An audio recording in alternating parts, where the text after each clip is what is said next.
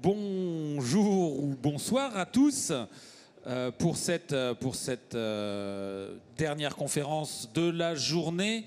C'est vrai que nous sommes aussi potentiellement suivis en ligne et que cette vidéo aura vocation à être partagée ultérieurement. Mais en tout cas, merci d'avoir répondu présent pour nous livrer ce dernier témoignage dans le cadre du cycle Mode Textile. Alors, c'est moi qui en ai troussé le titre et j'ai pas résisté au Harcourt Ansel pour une transformation digitale au service de sa logistique omnicanale. Le Ansel renvoyant à l'univers qu'adresse Harcourt, l'univers de l'équitation pour habiller les cavaliers, pour équiper aussi les chevaux, si je ne m'abuse, mais je ne suis pas le mieux placé pour en parler. Je vais donc passer la parole à Michael Joly, qui est responsable de l'entrepôt chez Harcourt, et à Julien Morin, le directeur commercial solutions logicielles de Mecalux, qui vont nous parler de la collaboration qui s'est tissée pour accompagner les enjeux et l'évolution des enjeux de cette encore jeune pousse. Merci beaucoup. Donc effectivement, on voulait vous parler aujourd'hui d'un secteur qui est passionnant, le secteur du textile, qui est plein de paradoxes. C'est vrai qu'on parle de fast fashion, où on va avoir plusieurs collections au sein d'une même saison. Et en parallèle, on va parler de collections vintage. On va revenir sur l'occasion avec l'avènement de Vinted. On va parler de surproduction, de surconsommation et en même temps d'éco-consommation. On va parler... C'est un secteur aussi où l'omnicanalité est vraiment très mature, où l'exigence client est très, très difficile à gérer. Et aujourd'hui, toute la crise d'approvisionnement qu'on a pu voir ces 2 dernières années ont mis un petit peu tous les défis de la supply chain au cœur des enjeux de la société, de la direction. Et aujourd'hui, ce qu'on a voulu mettre en avant, c'est la société Harcourt qui va nous faire part de son témoignage et de sa vie au quotidien. Comment je peux répondre à mes clients et quelles solutions je peux mettre en place. Alors Mecalux, on est une entreprise familiale. On gère les solutions de stockage, les systèmes automatisés et le WMS, le logiciel de gestion d'entrepôt, où on a 370 ingénieurs qui gèrent et qui font évoluer la solution pour justement accompagner des sociétés comme Harcourt dans leur expansion et dans leur développement. Alors, une petite présentation de Harcourt. Donc, Harcourt est une marque de vêtements française qui équipe principalement du coup, les cavaliers et aussi le cheval. Entreprise créée en 2015, nous sommes basés dans la plus belle ville de France, Le Mans. Nous sommes aujourd'hui 29 employés au siège social. Depuis, la marque a été créée en 2015 et une des plus grosses fiertés, c'est qu'en 2017, depuis 2017, nous sommes sponsors de l'équipe de France d'équitation. Depuis 2019, on équipe également la garde républicaine. Et depuis 2020, on est aussi sponsor de l'équipe suisse, qui est une des meilleures nations dans le milieu du saut d'obstacles. Nous sommes, du coup, aujourd'hui, on a 5 canaux de distribution. Notre premier, c'est ce qu'on appelle des B2B, donc c'est nos selleries. On est représenté dans l'ensemble du monde. On a des clients aux États-Unis, en Chine, Australie, l'Europe, et c'est déjà beaucoup. Ensuite, notre deuxième, c'est le B2C, donc le site internet.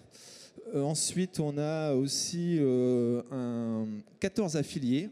En fait, on propose à nos affiliés du stock, comme c'est une sorte de dépôt-vente. On leur propose du coup notre collection et derrière, ils touchent une commission lorsqu'ils vendent les produits. Et on a aussi 4 magasins en propre. Donc le premier, historiquement, a été fait au Mans. Et là, on a ouvert dernièrement 3 magasins au Touquet, à La Baule et à Deauville. Le choix est stratégique. En fait, on veut se lancer dans le prêt-à-porter, c'est-à-dire que demain, tout le monde peut porter du Harcourt, même s'il ne fait pas d'équitation. Et on a fait le choix de ces 3 boutiques pour voir comment marchait Harcourt. Et donc aujourd'hui, on va vous parler des défis justement dans cette activité. Pour reprendre quelques chiffres dans le domaine du textile, il faut savoir que c'est le 2e marché de consommation après l'alimentaire. C'est sans surprise le premier acteur mondial dans le domaine du luxe et de la mode. C'est un marché qui représente 13 milliards d'euros et le premier marché sur Internet. Donc on voit que depuis quelques années, on a eu une expansion fulgurante de la vente en ligne. Est-ce que ça se définit aussi chez Harcourt ? Oui, on a depuis l'an dernier, en fait, on a une progression de 40% de commandes sur notre site Internet. Donc effectivement, on suit la tendance du secteur. Donc là, on va rentrer dans le détail de ces différents défis quotidiens pour répondre à la demande du secteur, qui est la gestion des approvisionnement national et international. Toutes ces gestions du référentiel article, des différentes unités de mesure qu'on doit gérer dans le textile qui est propre à ce secteur. Comment gérer les saisonnalités ? On est sur des pics d'activité avec un Black Friday, avec des réceptions de collections, et il faut que la logistique puisse suivre justement cette saisonnalité. On verra aussi les différentes opérations spéciales de personnalisation de produits, par exemple, personnalisation de commandes. On verra, comme on disait tout à l'heure, comment on gère cette omnicanalité. C'est vrai qu'aujourd'hui, le textile, c'est le numéro 1 sur cette gestion de livraison de magasins, livraison en B2C. Et derrière, il faut que la logistique puisse suivre et il faut qu'il y ait des gens qui puissent s'organiser pour répondre à cette demande. On verra un point très important qui est la notion de livraison et d'expédition. Aujourd'hui, l'expérience d'achat est fondamentale dans le e-commerce et le gros point est vraiment de savoir maîtriser cette livraison pour dire ce qu'on fait et faire ce qu'on dit, justement. Et enfin, la gestion des retours. C'est vrai que c'est un vrai process propre au textile. On connaît justement cette politique de retour gratuit et qui fait qu'on a démultiplié le nombre de retours par jour. Et c'est vrai que cette gestion de retour demande des process particuliers avec des contrôles qualité, avec des remises en stock. Et on essaiera de voir justement comment Harcourt peut répondre à ces problématiques-là. Et pour répondre à tout ça, justement, on a besoin de digitaliser sa logistique. Et c'est vrai que la mise en place d'un WMS dans ce secteur-là pour répondre à toutes ces problématiques est nécessaire il faut voir un peu le WMS comme un chef d'orchestre qui va gérer un petit peu tout l'entrepôt pour gérer donc les commandes des différents canaux de distribution, que ce soit sur de l'omnicanal, du cross-danal, du multicanal, envoyé à des magasins, envoyé à du particulier. Et derrière cette livraison des différents canaux, on voit bien que le WMS doit communiquer avec d'autres. Il doit faire partie d'un écosystème pour communiquer avec un ERP, avec un logiciel de planification, avec un logiciel d'OMS, si on veut se mettre sur les plateformes en ligne par exemple, avec un TMS pour gérer cette gestion de transport. Et on verra justement comment Harcourt permet de gérer ses planifications, d'anticiper ses achats pour mieux justement gérer les demandes clients. Et dans certains cas, on peut aller jusqu'à la robotisation, l'automatisation en entrepôt avec de la mise en place de robots de picking, d'AGV, de transstockers, etc., etc. Donc là, avant de rentrer dans le détail des différents défis, on va juste bien définir le périmètre de la chaîne logistique. En fait, la chaîne logistique, c'est tout simplement l'ensemble des fournisseurs, du matériel, des entreprises, des prestataires qui vont intervenir sur une marchandise du fournisseur jusqu'à la vente au client final. Et donc, on va essayer de reprendre les différents défis tout au long de cette chaîne logistique et voir comment Harcourt, justement, répond à ses besoins. Le premier point, c'est l'approvisionnement. On s'aperçoit qu'on a tous eu des perturbations d'approvisionnement au cours de ces 2 dernières années. 94% des grandes entreprises ont eu des perturbations et la tendance va être dans le stocker plus dans la réinternalisation de sa logistique, dans la relocalisation de sa production, ou peut-être dans une meilleure collaboration avec ses fournisseurs. On va parler d'approvisionnement intégré. Et justement, vous, chez Harcourt, quelle est votre politique d'approvisionnement? Comment vous gérez votre approvisionnement? Alors, juste avant, je vais refaire un petit focus sur l'entrepôt.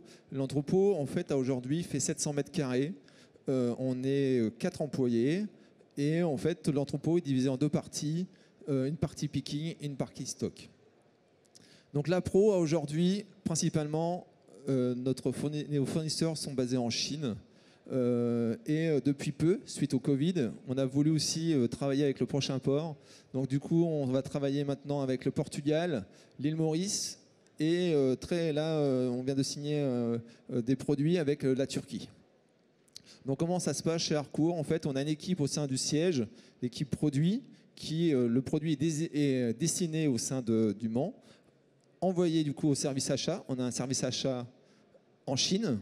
Du coup, eux, leur travail, c'est de démarcher des fournisseurs.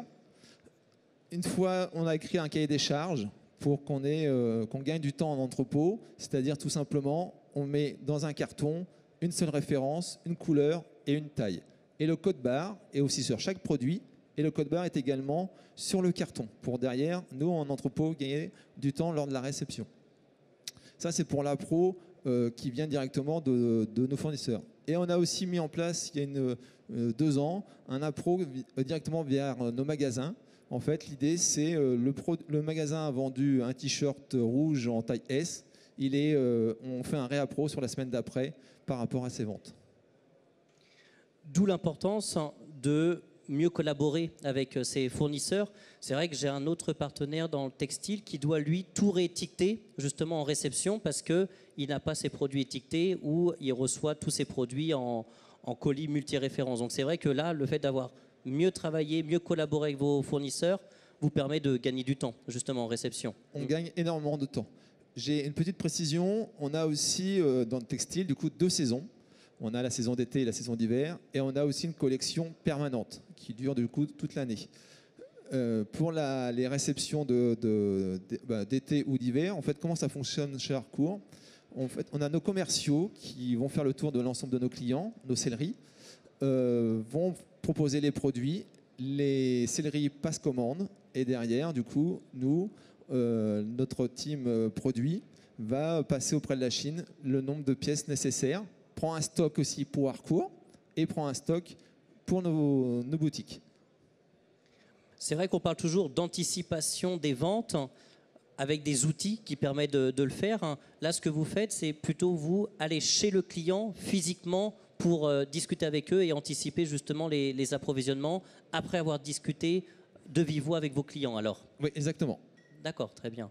Et comment vous arrivez à gérer cette notion de saisonnalité d'un point de vue des ressources physiquement dans l'entrepôt quand vous avez vos gros pics de réception en février et peut-être en juillet ou septembre? Alors c'est pour ça que je voulais préciser que le site est de 700 mètres carrés, donc c'est quand même assez petit. L'avantage qu'il y a chez Harcourt, c'est qu'en fait la collection d'été en fait, est dédiée, une fois qu'elle est terminée, est dédiée vers un autre moyen d'écoulement auquel je n'ai pas parlé. On organise le concours Harcourt qui a lieu au Mans tous les ans. Et en fait, cette collection-là, on la met en boutique lot. En fait, le concurrent gagne un bon d'achat de 120 € et peut acheter notre ancienne collection. Donc ça permet de couler ce stock et moi de me faire de la place pour accueillir la saison d'après. Pour l'hiver, où là du coup l'hiver c'est un peu plus compliqué. L'hiver, on la garde pendant 1 an parce qu'on la met après, on la propose lors du Black Friday. D'ailleurs, je vous invite à aller sur le site d'ici la semaine prochaine pour le Black Friday pour écouler notre stock. Du coup, on garde pendant 1 an et après, on essaie de trouver de la place. Donc, comment je fais? Je fais appel souvent à un stagiaire en formation logistique. Son travail est tout simplement de me préparer, entre guillemets, le terrain, me dire, voilà, tu as tant de réception de pièces à recevoir, besoin de temps d'emplacement, c'est son travail. Et dès qu'on reçoit la collection, tout est en 2 jours, on a tout rangé. La gestion de la place en entrepôt, c'est un vrai sujet qu'on a au quotidien. On va passer maintenant à la gestion du référentiel des articles qui est propre au textile avec une grande diversité des unités logistiques. On s'aperçoit qu'on doit travailler en UVC, en unité de vente au consommateur, en carton, mono ou multi, comme on voyait avec Mickaël tout à l'heure. On a une gestion de vêtements suspendus, vêtements à plat, gestion de références, colis, taille, bonnet, et avec un vocabulaire assez particulier. On parle de collection, d'univers, de saison, de plié, de suspendu.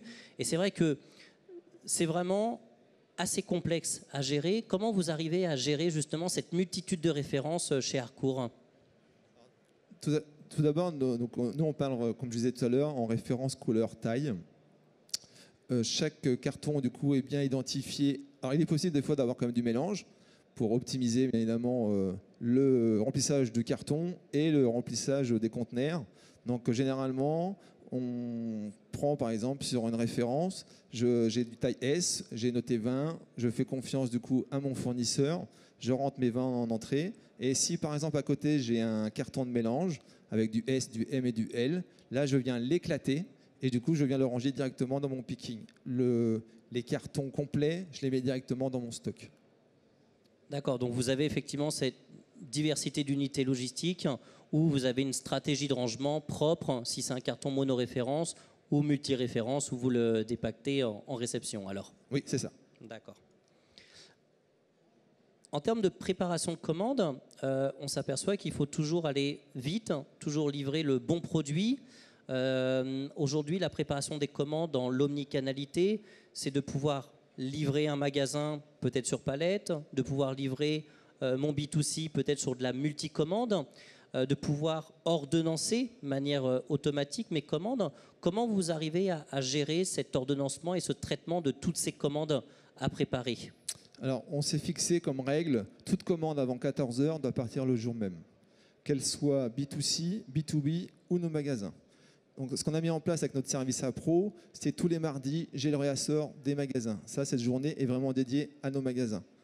Après, on a un service client qui est mon donneur d'ordre, qui nous donne nos commandes et on les traite au fur et à mesure. Que ce soit B2B ou B2C, en fait, on n'a pas forcément de priorité sur que ce soit B2B ou B2C. Tant qu'elle est passée avant 14 heures, on la traite.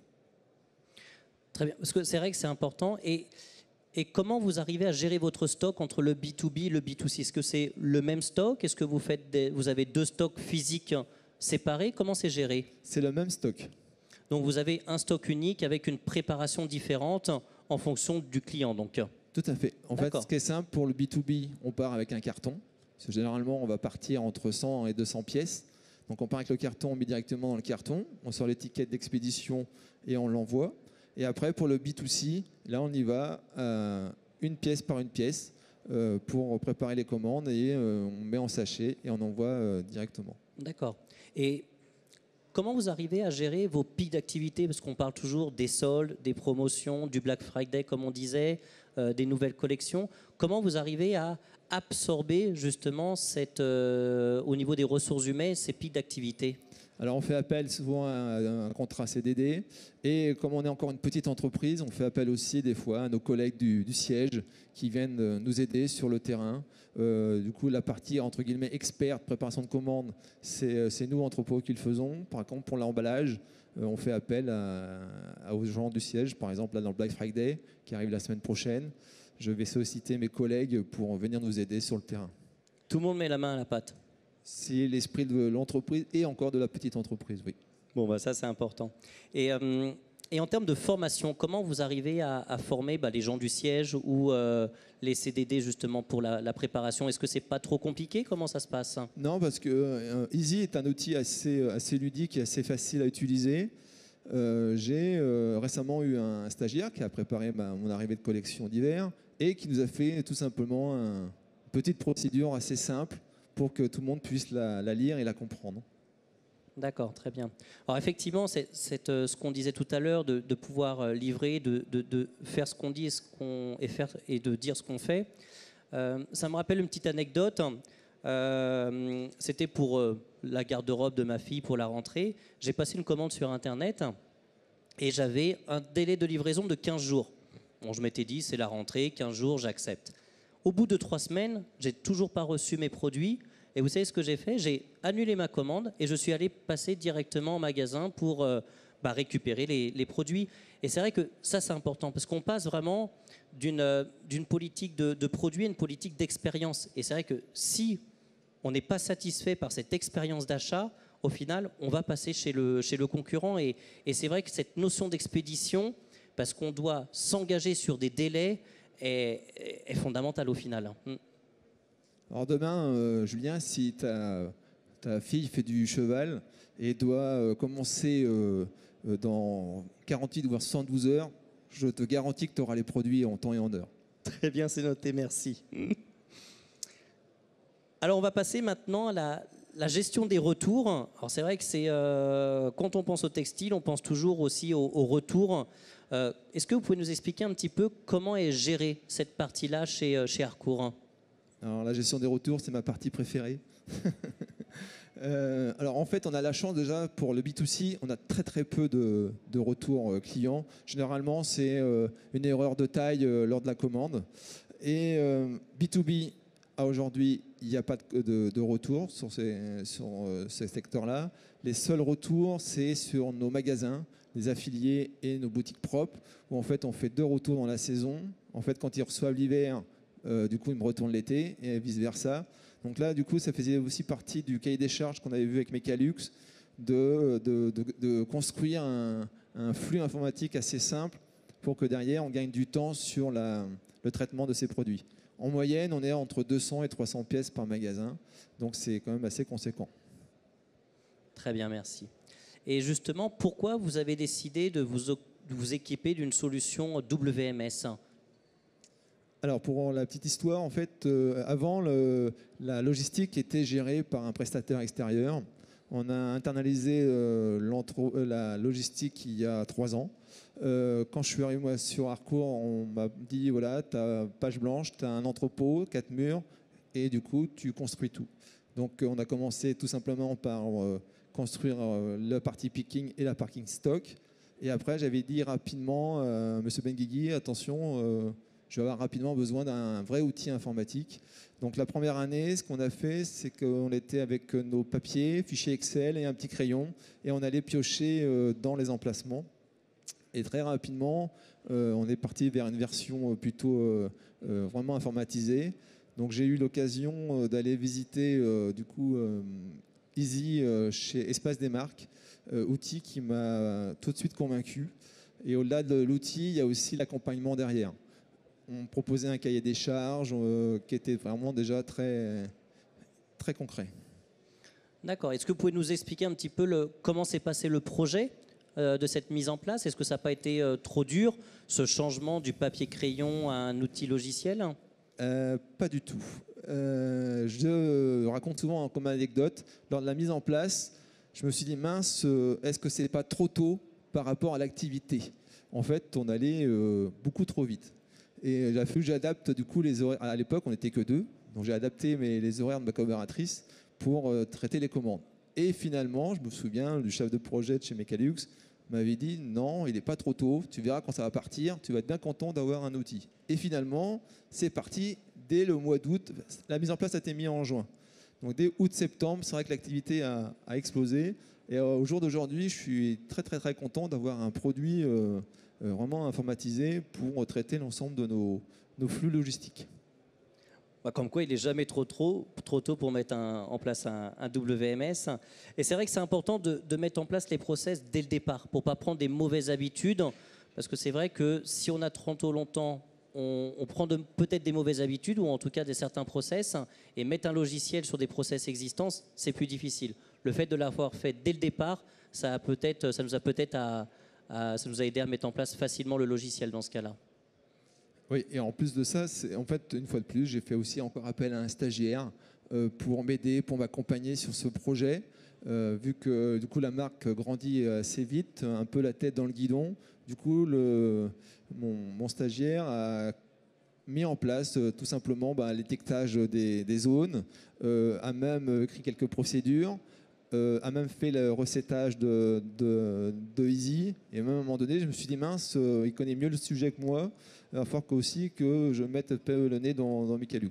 L'avantage, c'est que c'est un produit quand même assez super simple à apprendre. Lors de l'installation, il était prévu 5 jours. En 2 jours, du coup, c'était mis en place. Et dès le mardi, je pouvais préparer mes commandes à 100%. Très bien, bon, bah, ça c'est une bonne nouvelle. Et après c'est 2 ans d'utilisation, c'est ça? Oui, c'est ça, oui. 2 ans. Et après 2 ans d'utilisation, quel retour vous pouvez faire? Quel résultat vous en avez eu justement sur l'utilisation du WMS? Alors en premier, la productivité. Je prends toujours cet exemple de mémoire. On avait une fois 800 pièces à sortir. À l'époque, avec mon papier crayon, je mettais quasiment 7 heures entre le temps de préparer, le temps de contrôler avec l'expédition. Aujourd'hui, 800 pièces en 2 heures. Avec Easy, c'est traité. Ensuite, il y a aussi la stabilité des stocks. Un point que j'aime bien, c'est l'inventaire tournant qui est proposé à chaque fois. Donc ça a été vu avec le chef de projet. C'est-à-dire quand je vais prélever une pièce, il me dit attention, est-ce qu'il te reste 3 pièces? Tu confirmes? Il me confirme. Donc du coup, mon stock est beaucoup plus fiable qu'auparavant. Et il y a aussi les conditions de travail qui ont nettement progressé sur l'entrepôt. D'accord. Alors c'est vrai qu'on parle souvent de productivité, de fiabilité des stocks et un petit peu moins sur la gestion du travail. Concrètement, quel bien-être ça vous a apporté? Qu'est-ce que ça vous apporte en termes de bien-être? Parce qu'on s'aperçoit que dans le domaine du supply chain, dans le secteur du supply chain, du transport, de l'entrepôt, il est toujours difficile de recruter. Quel bien-être ça vous a apporté concrètement? Déjà, on était capable de remplir notre objectif. Toute commande avant 14 heures était traitée. Donc du coup, on n'avait pas forcément la capacité auparavant de pouvoir le faire au vu de la méthode papier-crayon. Donc du coup, il y a moins de stress pour les collaborateurs. D'accord. Et quand vous parlez d'inventaire tournant, est-ce qu'aujourd'hui, ça vous arrive de refaire l'inventaire annuel ou ça a vraiment été en place de? Non, il n'y a pas d'inventaire annuel au jour d'aujourd'hui. L'inventaire tournant est suffisant. Il y a quasiment tous les jours, j'ai forcément à un moment donné à inventorier un de mes emplacements. Très bien. Donc, la loi dit qu'il faut inventorier au moins un emplacement une fois par an. Donc, ça vous permet d'éviter cet inventaire annuel. Bah, merci pour ces résultats. Si on essaye de se projeter, on voit aujourd'hui que les nouveaux enjeux du textile vont être sur l'éco-consommation, sur le recyclage des produits, sur l'économie circulaire. Est-ce que vous pouvez nous en dire plus sur le développement chez Harcourt ou comment est Harcourt d'ici quelques années? Alors chez Harcourt, on a lancé l'an dernier un tapis qui était recyclé à base de bouteilles en plastique. On a aussi mis en place une mercerie. Par exemple, sur mon gilet, j'ai ce petit bouton qui est arraché. J'ai la possibilité de commander sur mon site internet ce petit bouton et de faire une couture pour éviter de racheter un produit. On a aussi, lors des concours Harcourt, on est partenaire avec la SPA, où en fait on vend nos très très vieilles collections lors des concours Harcourt pour la SPA, et l'ensemble des gains est reversé entièrement à la SPA. Un beau geste de la part d'Harcourt. On parlait aussi d'un nouveau dépôt. Comment vous voyez d'ici quelques années? Vous dites que vous êtes en pleine progression, on parlait de 40% de croissance dans du e-commerce. Est-ce que vous avez donc un nouveau dépôt là en vue, et quelles sont les autres perspectives en termes de business? Alors du coup, l'entrepôt entre guillemets est lancé, on a trouvé le terrain, on a un projet pour 2024 de tripler la surface. On va passer sur un entrepôt de 2000 m2 à 5 km d'où ce qu'on est. Et l'idée, c'est aussi de proposer des services logistiques à certains de nos clients. Si je prends l'exemple de l'équipe de France, donc aujourd'hui, l'équipe de France, c'est moi qui gère leur stock, c'est moi qui fais leurs commandes. Et du coup, on aimerait demain développer des prestations logistiques vis-à-vis de nos clients. D'accord, c'est vrai qu'on parle d'approvisionnement unifié quand on a une meilleure relation avec ses fournisseurs. Là, ce que vous êtes en train de faire, c'est de créer une vraie relation avec vos clients en leur apportant un service supplémentaire de prestations logistiques. C'est vrai qu'il n'y a rien de mieux pour fidéliser un client, non? C'est le leitmotiv de M. Benguigui, du coup, de proposer ce service logistique, le petit plus pour pouvoir gagner certains marchés. Très bien. Merci beaucoup, Michael. Je pense qu'on a eu un vrai témoignage qui rentre dans le détail du quotidien, en fin de compte. Et c'est vrai que ça nous a permis de vraiment s'imprégner de votre métier, des différents défis que vous vivez au jour le jour, au final. Alors, du coup, j'ai proposé aussi à Michalux, comme je suis très satisfait du produit, et j'ai apprécié aussi d'avoir été accueilli par Espace des Marques. Donc aujourd'hui, en retour, je ouvre mon entrepôt pour faire des visites et partager mon expérience du coup, pour la mise en place de Michalux. Donc un entrepôt témoin à disposition si vous voulez venir visiter l'entrepôt d'Harcourt. Merci, messieurs. Je retiens l'invitation, mais moi, personnellement, je n'ai pas de besoin. Vous pouvez venir au concours Harcourt, si vous voulez. Alors, Mickaël, je ne sais pas si c'est toujours le même stagiaire que vous avez évoqué, mais en tout cas, faut l'embaucher, parce que visiblement, il amène une vraie valeur. C'était un clin d'œil. Alors, je me tourne à savoir s'il y a des questions. Moi, j'en ai. En tout cas, j'ai de la curiosité. N'hésitez pas à réfléchir à une question. Moi, je me dis, alors, l'entrepôt, il bénéficie du digital.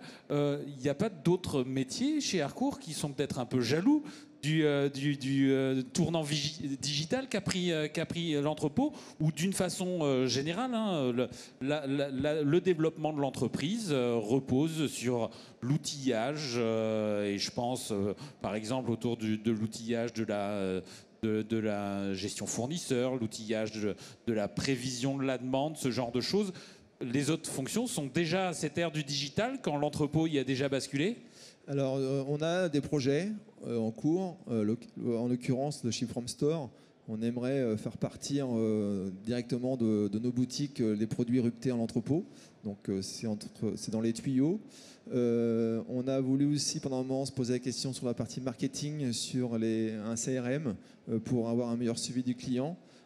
Par contre, on a fait des choix plutôt stratégiques. On a préféré d'abord lancer nos magasins et après l'entrepôt, la mise en place de Easy, et après du coup l'ouverture de magasin. C'est un magasin, ça coûte assez cher, et on a dans les perspectives de l'avenir du coup de mettre en place aussi d'autres moyens digitaux pour la marque.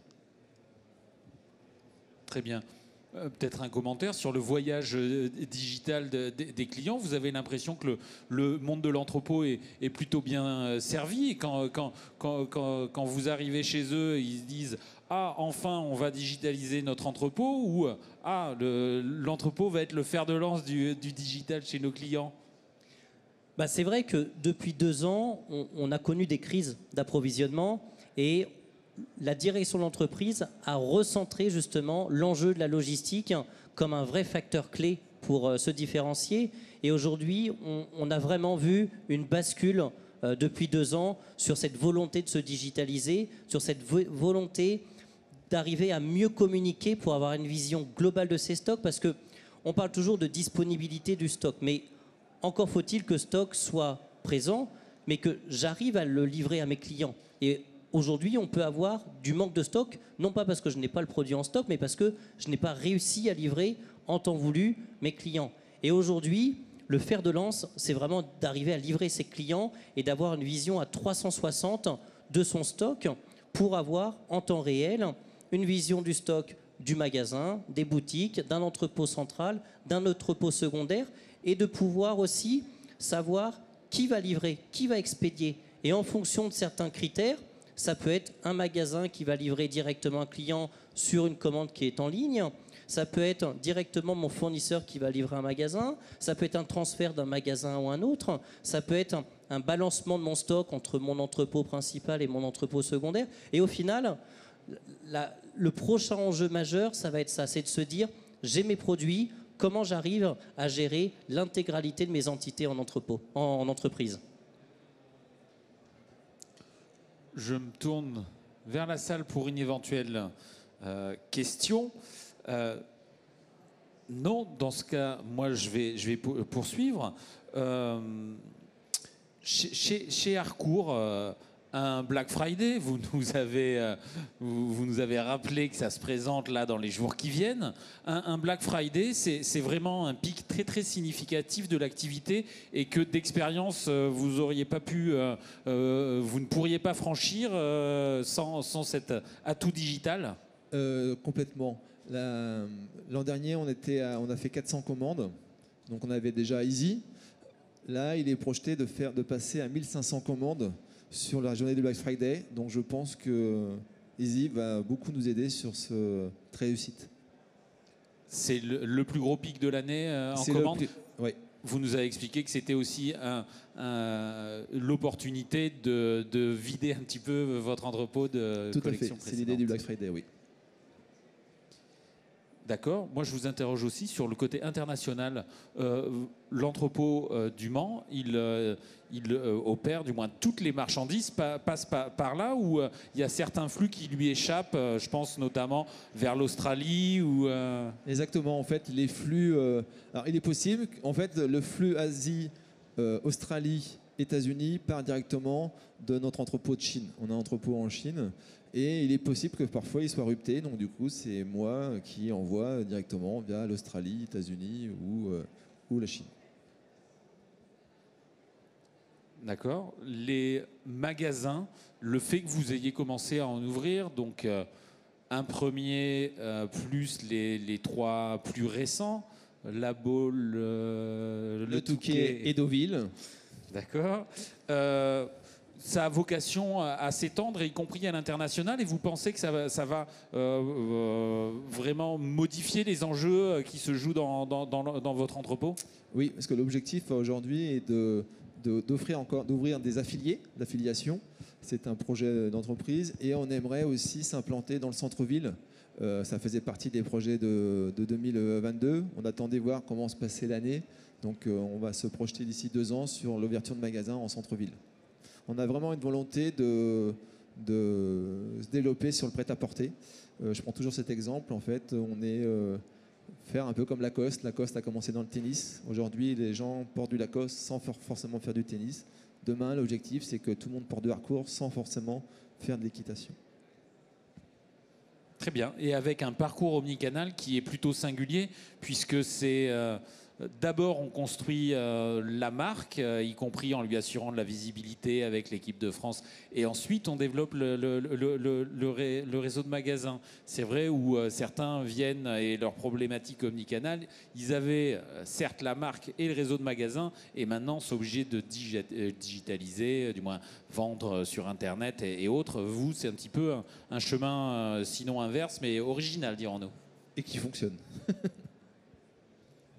Très bien. Une question, ben voilà, il n'y a qu'à... La pompe a été plus difficile que d'habitude à amorcer, mais le micro arrive derrière vous. Hop là.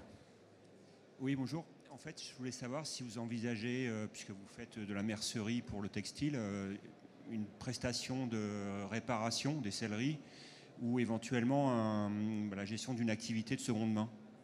Alors, ça fait partie des sujets aussi en cours au sein d'Harcourt, dans l'idée de proposer peut-être de la seconde main. Je sais qu'il y a des réflexions qui sont en cours sur le sujet. Merci.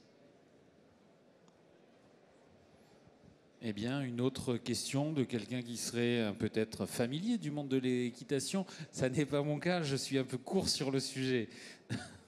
Moi aussi, vous inquiétez pas, c'est parce que je suis dans le milieu du cheval que je monte à cheval. Très bien.